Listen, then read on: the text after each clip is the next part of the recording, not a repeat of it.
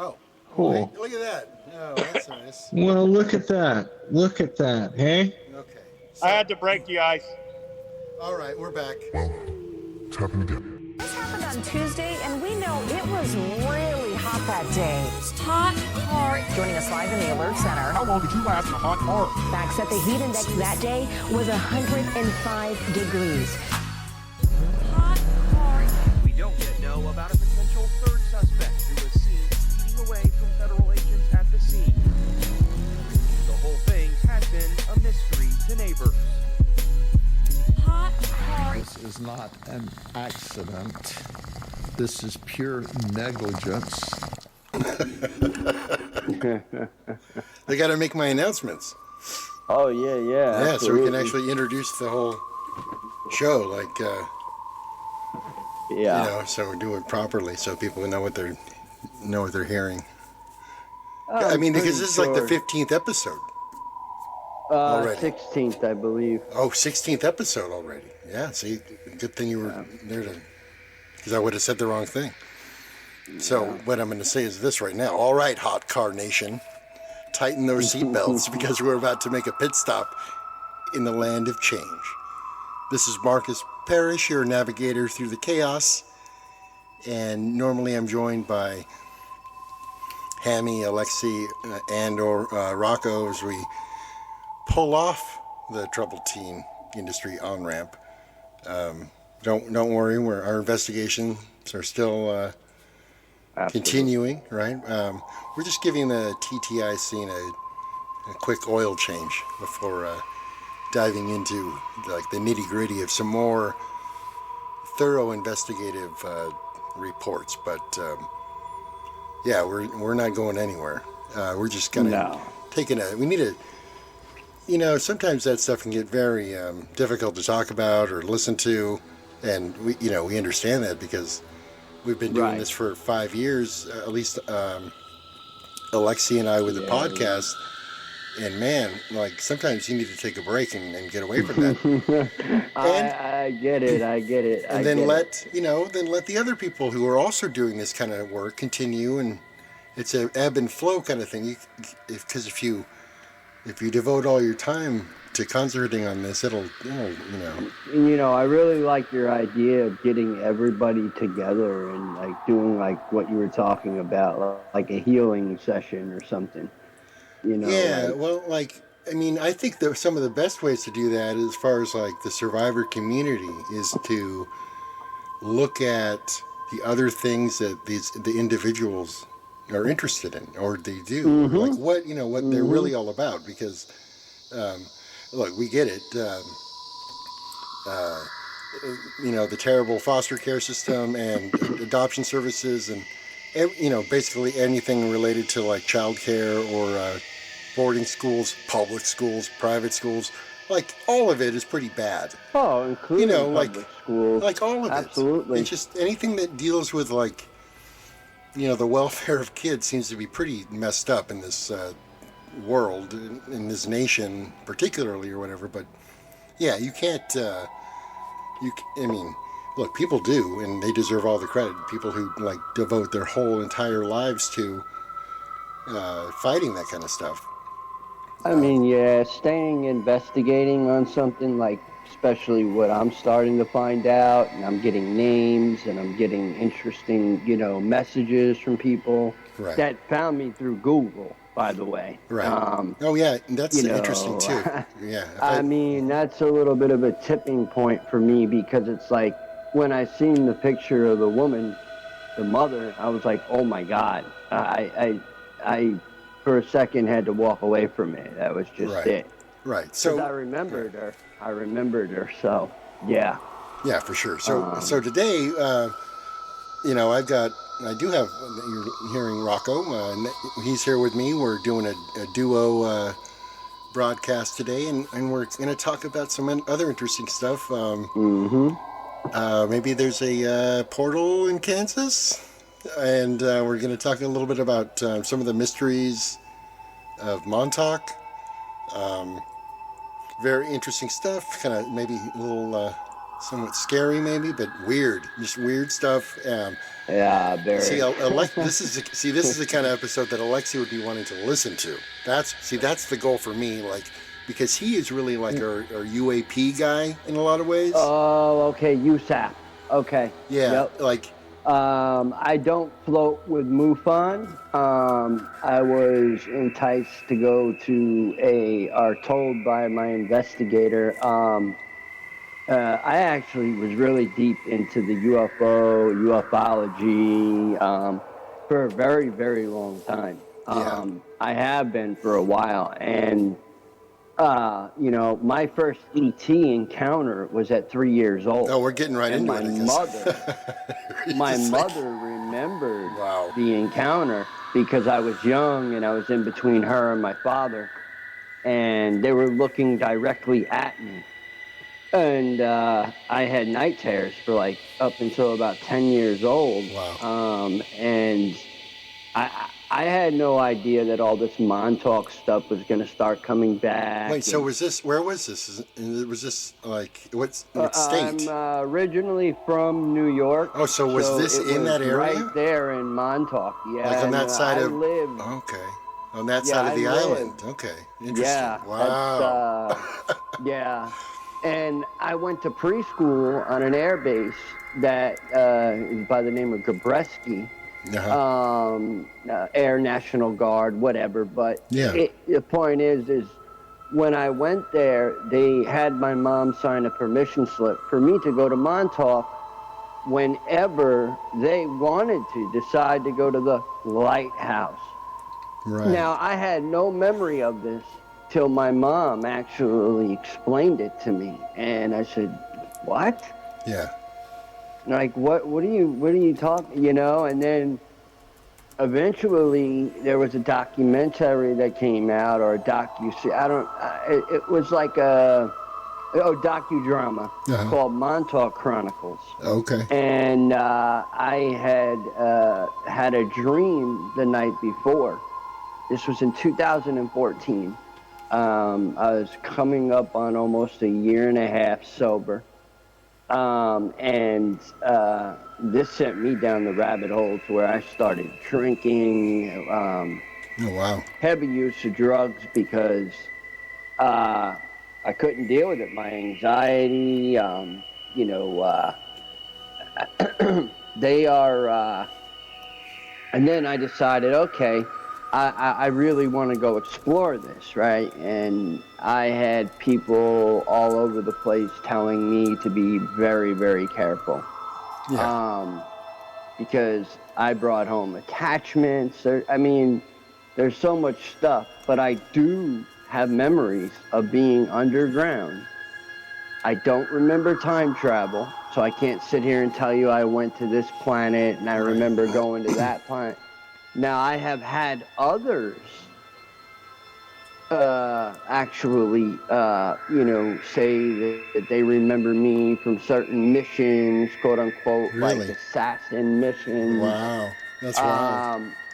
But I try not to entertain it too much because it also becomes a very addictive as well. Right, because you're trying to like get beyond that wall of memory, and there's no way, but you're still going to try. And not only that, but the clock loses it loses. You don't even need a clock. It gets to a point where you're just like 24 hours a day into this stuff. And I do remember the underground. I do know a gentleman. I'm not going to mention his name out of respect, but he worked at this place, and I spoke with him, and in the 80s, he was like lured into this place, and they called it the Upside Down House. Now, after a hypnosis session, he told me he found like the foundation of where that Upside Down House was. Where he remembered getting pulled in. Really? But he says it was like they were giving him commands, like, okay, so basically what their goal was it was like the paperclip act when the Nazis came over and they got kicked out of the Brookhaven National Laboratory, and that's when they found Camp Hero, but it's really Fort Hero. Okay. Camp Hero didn't open up to a state park till I think around 2011. Mm-hmm. So a lot of people have said that stuff is still going on there, and I do believe that there is. What are all those rich people doing out there? Well, not only that, but I feel like, why does the military still have to own the underground of a flooded facility? Right, but I mean, just in that whole vicinity, you know, way out there on the, right out in the ocean. Oh like God! that. I mean, man, it's just Montauk wild. is- You know? Yeah, it's Just hanging horrible out there in the middle of the ocean, really. And yeah. you know, on that and- side of the and- island, just kind of, I mean, all that you can see is like the Atlantic Ocean, or if you look back towards the other side of, you know, just a bunch of nothing. They call it the end. Yeah, Funny. yeah, The end. for a good reason. It's Well, yeah, absolutely. and people aren't even And aware of it. there, They don't too. know. This is like not really that known. It's the thing. This particular, Well, I mean, like, it is. I mean, it is It's in some covered, circles. You're right, but for the general public, it's not. No, not at all. That's why it's so interesting, because it's kind of a new, old thing. Like, it's kind of coming back. It's the interesting thing is that whole. Well, a lot of super soldiers that's basically what they wanted to create, a man-made machine that Right. would kill with these and kids, do with the whatever kids. See, it always goes back to the Right. kids too. It always. So yeah, exactly. So It always goes back to the Columbine kids. and We all can't- that other stuff. Think Right. about that. Yeah, we can't Think get away about from that. it. Yeah. That's exactly what happens. They are, okay, so, like, I've overheard other stories from, like, people that actually I knew that took their own life. Wow. Getting phone calls and codes being whispered into their ears, and all of a sudden they're, activated. And, there's activation codes. So they can activate the brain to go do something and then totally forget about it after they do it. You understand? Right. So it's like their main goal was to destroy us no matter what, in whatever way, possible, but also to do their biddings. Sure. So I mean, that's where the series got its inspiration from. Like that, the Stranger Things series didn't. That concept didn't come out of nowhere. No, it didn't. No. But I think that that's a little like. Definitely And inspired. I know, I've spoken with the woman that claims she's and I believe she is, because, like, she was in, like, to some serious stuff, but the real 11, and Sure. there really is 11 sub-levels. Well, that's what that whole chair of Montauk thing is all about. Right. I mean, Yeah. but that stuff, that conspiracy, so to speak, or those ideas existed a long time ago. Like, what I'm saying is, all of the series stuff was definitely inspired by it. And then you think about it and you go, well, that just sounds ridiculous. And then you think, well, Everybody what's the writes us purpose off of as being crazy? So- I've been told. right. Well, with I'm a conspiracies, with I'm a schizo, and I laugh at the person, and Right. I said, well, whatever. when you question your own sanity, you're sane. Right. Well, you got to You're think sane. about this There's too. something there. With every There's something conspiracy, there. you always want to like pause and say, okay, here's the claim. Mm-hmm. Then just, as thoroughly as possible, come up with good ideas about, okay, who would benefit from these ideas? Like, who benefits from the idea about, 9/11 was an inside job, all that stuff. Like, who would, I know. just as a Yeah. bad example, like, trace it back to who benefits. And you think, okay, well, the oil companies or whatever, that's like the big idea or course. something like that. So with this kind of stuff, like, especially the older things like the Manhattan Project that are also associated with this kind of stuff too. Philadelphia experiment. You think about, like, okay, well, who's the beneficiary of these ideas if they're just made up, or if they're real, real, either one. I would say it ties into elite. There's an elite. Right, but there's different cases. If it's made up, right, then someone benefits, and if it's real, someone else benefits. Right. Yeah, so that's weird. Of course. And people don't really talk about that too much, too. Like, okay, well, because there are fake conspiracies out there. You could type it and in. how do you tell the difference, right? You could type it in right now about Paul Fagan, the explorer of Montauk. All right. Ended up just going missing. Okay. And dead. He just ended up dying. For a while there, couldn't even figure anything out. Wow. I mean, there were people that literally had to leave the island, New York, because once you start digging into this, all eyes are on you. Well, it's weird. I looked at this guy's name, and it just came up with this very strange stuff. Yeah. Yeah, he was very well known for exploring that place, inside out. Interesting. R.I.P. to him, because I'll tell you what, he got a lot of information. Yeah. And understanding.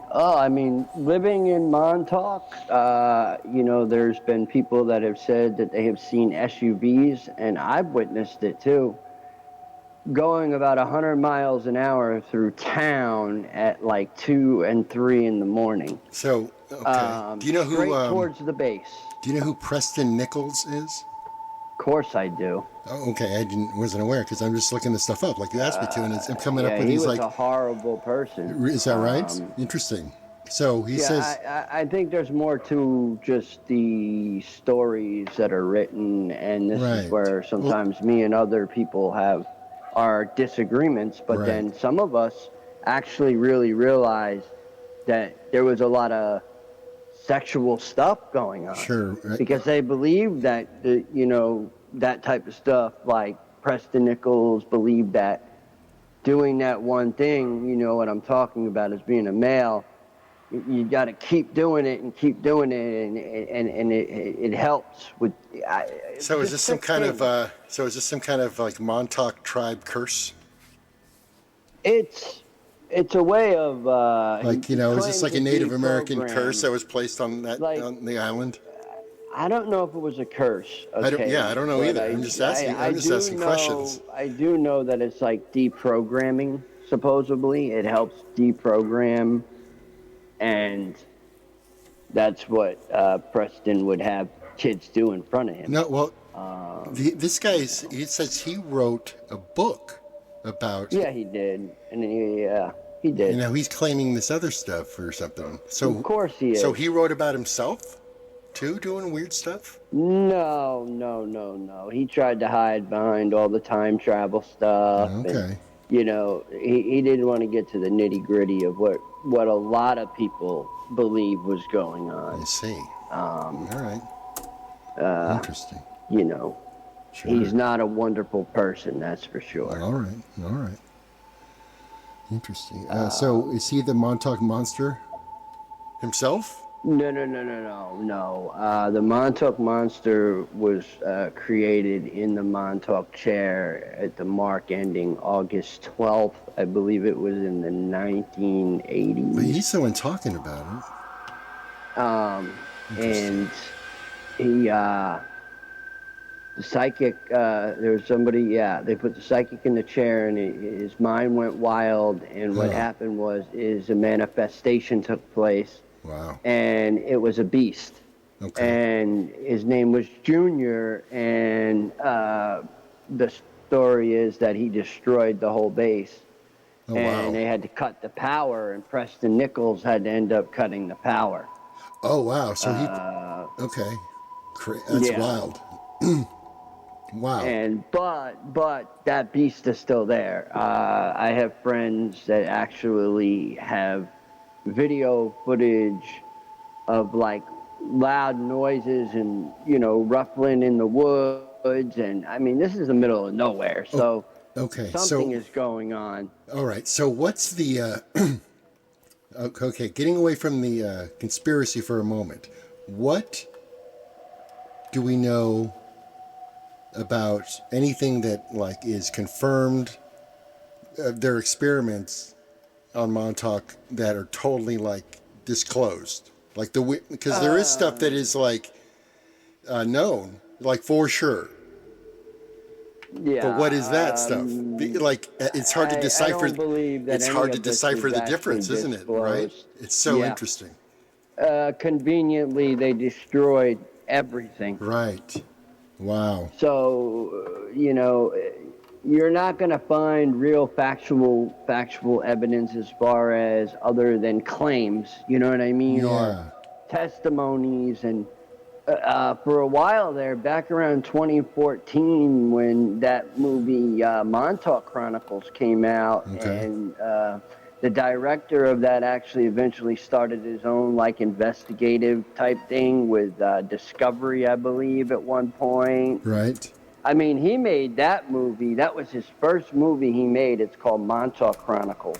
One of the first, I think. Real, and it hit every major city and state. Yeah. And it won the Philip K. Dick Film Festival. Oh, nice. Okay. So Who's Peter Moon? He's the co-author. Well, I'm surprised you don't know who Peter Moon is, because he was heavily into Scientology himself. Is that right? See, now we're getting And into I this stuff. think he I'm still discovering is. these I things. think Hold he on. still Let's is. look up Peter Moon. I like this format, kind of the off the cuff, kind of investigative on the spot kind of format. Yeah.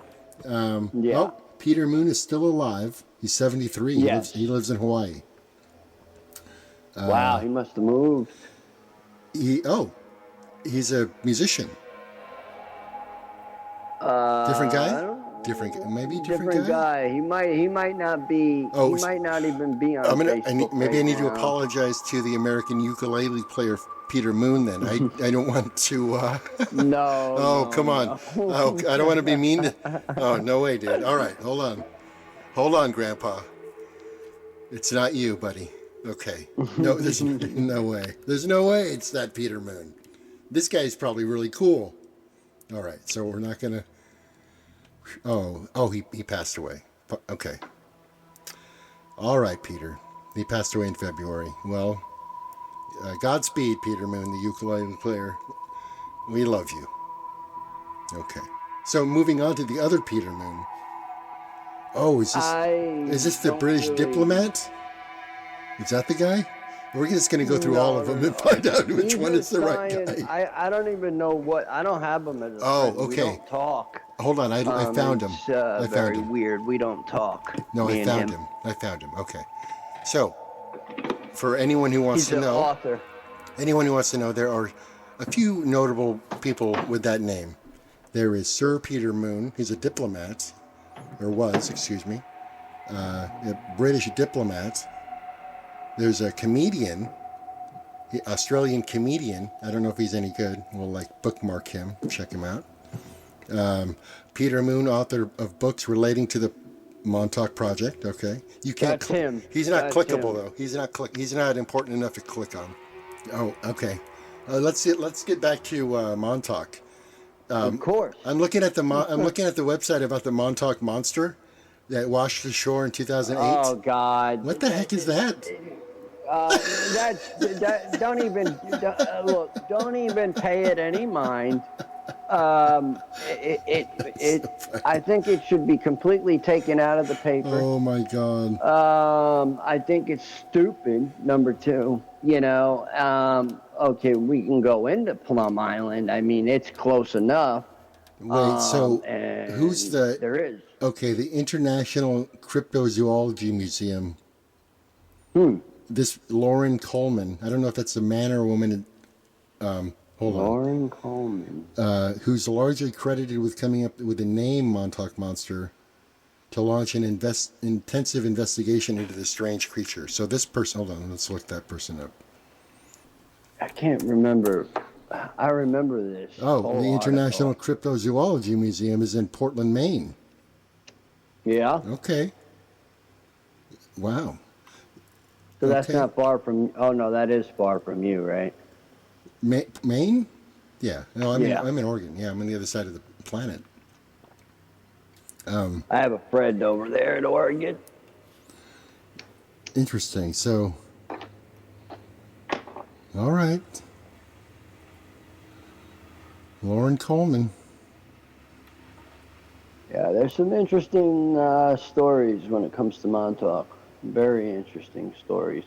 But a lot of these people will not come forward and speak on any shows. Right. Like, I could call a guy right now and beg him, and he wouldn't. He just wouldn't. He's tired of being laughed at, and I don't blame him, you know. He worked for many years, and, you know, he worked at the base as a maintenance guy and retired. I mean, you know, well, that's hard. I bet this and, Lauren and having Coleman would those do it. childhood memories, Mhm. like, that was kind of something else. Right. Knowing your own friend lures you there on your BMX bike, Yeah. Yeah. and you don't know that you're not coming back out when you're coming back out, and it messes you up. It messes you up. Right. Oh, we should. Oh man, Lauren Coleman is 73. We should get a hold of that guy. He has. It's like a big deal. I didn't know this was like. There's like a board of directors and. Yeah. It's so funny. Like, it's so funny. They have their little museum, and it's like this whole thing. That's awesome. The world's only cryptozoology museum. Wow.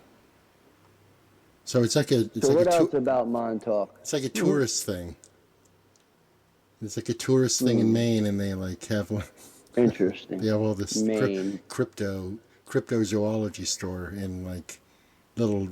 Yeah, it's a museum. Yeah, that's interesting. Yeah, it is. That'd be fun to do I'd a like whole to go see it. a Yeah. whole episode on this guy. That's cool. Yeah, there we go. More content. Well, it's it's stuff that like you're like, wow, that really exists. Like that's a real place. Yeah. And then people might hear about it and go there, you know. Who So, knows? yeah, they say they yeah. have a wide range of exhibitions from rare, one-of-a-kind scientific zoological specimens to popular cultural homages to the relevant anthropological and psychological acknowledgments of the sightings and folk traditions to be found within hominology and cryptozoology.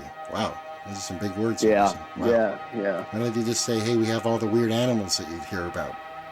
That would be Right. that would Well, be easier. yeah, I mean, it weird wouldn't animals. sound as good then. You gotta throw in all the big words. Oh, exhibitions. All right. This is pretty funny talking about a museum of cryptozoology on an audio podcast, but Yeah, but it's an interesting. It's because It it goes is. deeper. You see what I'm saying? It goes deeper. that's true. It definitely goes deeper, and I definitely do believe in extraterrestrial life. You know. Well, here's a debate, though. I don't know if it's a debate, but the Northwest is really like Sasquatch country, like kind of generally speaking. That's kind of what. But then Maine is also like, oh, we got him too, though. But in Montauk, if you look it up on UFO sightings, Yeah. there were quite a few. Bigfoot seems to And- be all over the place. Yeah. He's out there too. Like I don't understand how absolutely. I don't understand how there's so many like different Bigfoots all over the place, though. Like, are they different kinds of big feet? Like, is the main like for I instance never really dug is the into Maine that part of Sasquatch it. different than the Oregon Sasquatch? I want to know because I never got into that part of it. Like, that never really sparked my attention. What no, sparked because that's my a attention Northwest was thing, crafts. right. I wanted crafts. I wanted to see what was, crafts and what did the government create something? Because I believe that some of the grays were actually created by our government to be the dirt workers, meaning go pick these kids up out of their bed, bring them underneath the ground, experiment on them, and drop them right back in their bed like nothing happened. Right, and they didn't even know, right? You know, yeah, and some people even say that they believe, or they say that they were gone for 20 years and came back the same night, just that like they left at when they would leave at 12 and they'd be back at like 12:03 on the dot. Wow. But they were gone for 10, 20 years, and they have some really interesting stories. I bet. Like, but that's just the thing. There's stories. There's really evidence is hard to come by when it comes to this stuff. Because like the story of, like, for instance, like Duncan Cameron, for instance. Let's talk about him. Oh, yes, Duncan. Let's talk about that guy. Yeah, he passed what happened away. to him? I know, but, like, he was one of those kids, right? Yes, very much so he was. That's so crazy. Yes. But he died, huh? Yes. No, it's too bad. Yeah. Wow. Yeah. There's this big... But, you know, it's hard to, Right. You know, like when I first went there and I started, like, this is what happened. Oh, they say they cloned... Hold on, they say they cloned him, though. Well, who knows? They say Anything they say that there's the Duncan Cameron, and then there's also a Duncan Cameron. That's wild. I know. That's crazy. What? They say and that couple of one of them was in the Navy. And that one of them was in the Navy. Philadelphia experiment. But only one of them. The other one wasn't.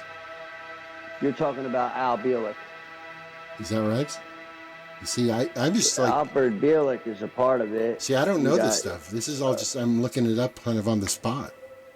Are you for real? Like, you've never really, like... No, it's not really No, that's what I'm saying. It's not really a thing on my radar. Never really has been. I'm going to tell you, UFOs is a huge topic right now. It is blowing up. Oh, well, we talked about UFOs and stuff before, years ago, like when it was just starting to kind of blow up a few years ago. And Alexei has kind of changed his mind on the whole thing, too. He was very skeptical. And well, you know, you are at first, but then when you actually, like, have a sighting or you wake up and you're pinned down by these things and you can't move, which RIP to one of my friends. He started drinking and ended up getting a tumor, and he ended up dying.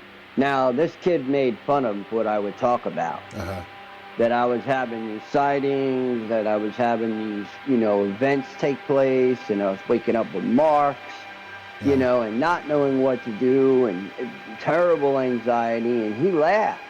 And one night, we were in the, you know, spare room out in East Hampton, which is not far from Montauk, and a bright white light came through the window, and this kid, I could see his face, but they had my legs, and they were messing with me. Wow.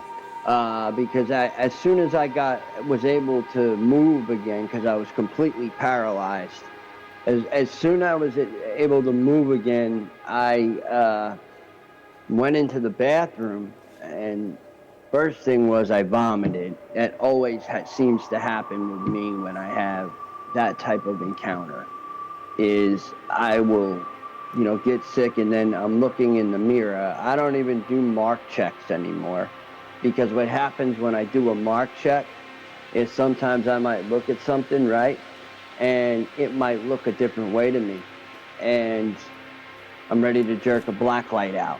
You know what I mean? Let's see what's up here. So, yeah, and also I saw a Draco out in Montauk. It had red eyes, and it was up in a tree. Oh, wow. And my friend decided to take off running. And when he started to take off running, I said, oh, here we go. This guy, I'm like, why are you, you know, like, and I don't know what happened, to be honest. I have loss of time on that. So anything could have happened. I could have been jerked underground. Something could have been done, you know. Anything is possible. But if you could go to like Google Maps, right? Yeah. And look exactly at the bluffs at Montauk where Camp Hero is, Yeah. right? Uh-huh. You can see that there is a structure. And Oh, if you yeah. go close enough to these dunes, there's little caves Uh-huh. that go in. Wow.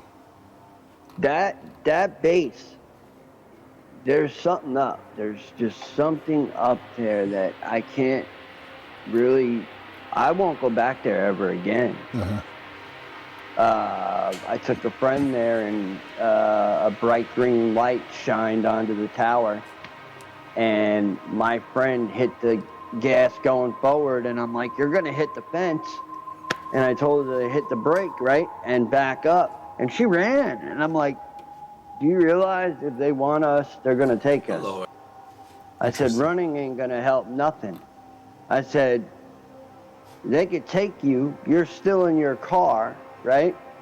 And you don't even realize that they have already taken you, right? And next thing you know, you're waking up and you're sitting in my driveway, and that's basically what happened. We had literally missing time. Interesting. You know, it'd be interesting if we could get you in a conversation with Stuart Swerdlow. I would not talk to that man. So, is that he's a bad guy? I have nothing to say to him. All right. I didn't know if he was don't trust him. Okay.